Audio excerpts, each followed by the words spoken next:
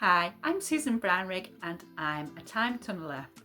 My new book is Wrong Tracks. It's a mystery inspired by early steam trains or locomotives, and the main character is Edward Entwistle. Now, he grew up in Tyldesley, which is in Wigan, where I grew up as well, and in this adventure he meets a very famous man, an inventor called George Stephenson. So I like to follow in the footsteps of my characters like Edward, and I was able, thanks to a grant from the Society of Authors, to visit 4 different homes that belong to George Stephenson. The very first of them is in Northumberland in a place called Wylam. But this is where George lived with his family. It's a stone cottage and they all lived in just one room. George was born here in 1781 when the house was known as High Street House, and it was divided up into tenements for 4 families. Now, the interesting thing about this house is just outside there was a wooden wagon way, and wagon ways were kind of the precursors to the railways that we know today. It was along these wooden tracks that horses would pull special carriages called chaldrons, which would contain the coal, and the coal was taken by wagon way by the horses to the Tyne quayside from Wylam Colliery.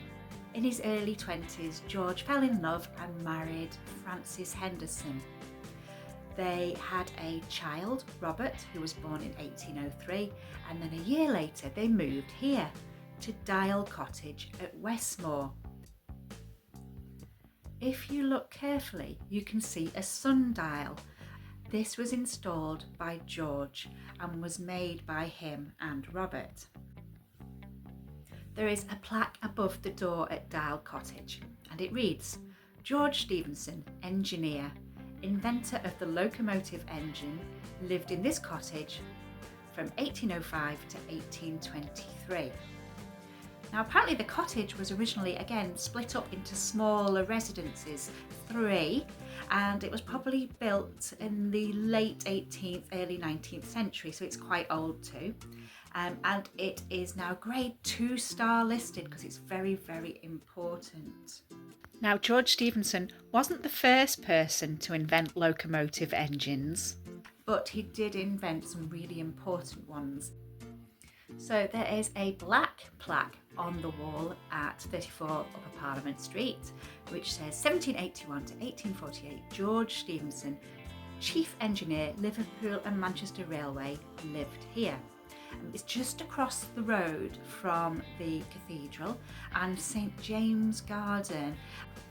So I wanted to have a scene where Edward goes into 34 Upper Parliament Street, and I hadn't been inside, so I had to use my imagination. I thought I'd read you what I wrote. Mr. George leads us to his waiting carriage. Upper Parliament Street, he instructs the driver. We ride along the waterfront before turning into the town centre. The trials have been set back a week to give entrance longer to prepare their locomotives, says Mr. George, pulling a face. They will now begin on the 6th, so much for us having the advantage by being early. We stop after a short while at a row of 4 new and very grand terraced houses. I straighten my cuffs and collar as Prudence and I follow Mr. George up the steps and inside. The hallway is lovely and warm, with smart wallpaper and a grandfather clock. Up you go then, says Mr. George. The maid leads us along the corridor. I get a peek at the parlour as we follow her up the stairs. I can see lots of lovely things, vases and china dogs, rugs and paintings. Prudence and I say farewell, then part for some rest. My bedroom is incredible. The bed is huge with a thick mattress. I snuggle under the layers of sheets and blankets, feeling like a prince.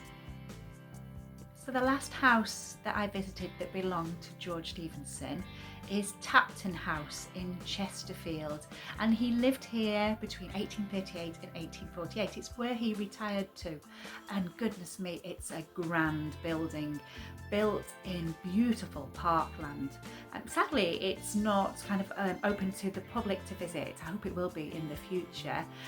But one of my favourite stories about George takes me back to the fact that he loved tinkering and inventing things when he was young, and apparently he was no different when he'd retired and was no longer building locomotives or coming up with other fancy ideas like railways. So what he invented apparently was to do with this. It was a glass cucumber straightener, so he must have been a fan of gardening, and he invented something to make them grow nice and straight. Well, I hope you've enjoyed finding out about the different houses that George Stephenson lived in. Maybe you might visit one yourself. So for this week's writing challenge, I would like you to think of a character and imagine the house they lived in. You could, on a piece of paper, draw a sketch, a bit like the inside of a doll's house, and think about how many rooms it has.